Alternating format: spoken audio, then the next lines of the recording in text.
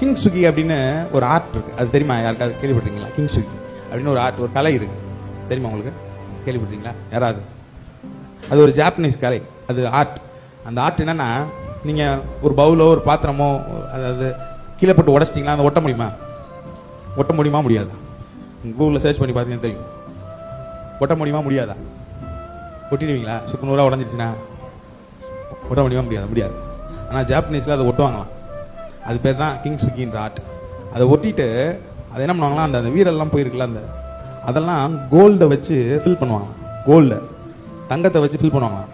அது ஏற்கனவே இருந்துச்சுல்ல அந்த பாத்திரம், அதோட அது ரொம்ப அழகாக இருக்குமா, ஒரு மாதிரி ட்ரீ மாதிரி அப்படிலாம் வித்தியாசமாக இருக்குமா.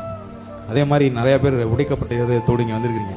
ஆண்டவர் அவர் அன்பை கொண்டு உங்களை ஒட்ட போகிறார். அல்லேலூயா. இந்த மாதம் அவர் அன்புனால உங்க எல்லாரையும் ஒட்டி ஒன்றிணைக்க போகிறார். எத்தனையோ பாரங்கள், எத்தனையோ பாடுகள், இதெல்லாம் போன மாசத்தோட அப்படி ஓரமாக ஒதுக்கி வச்சுட்டு இந்த புது மாசத்துல சந்தோஷத்தோட கர்த்தரை துதிக்க, இந்த ஆழமான அன்புல நம்ம கர்த்தரை துதிக்க வந்திருக்கோம். அல்லேலூயா.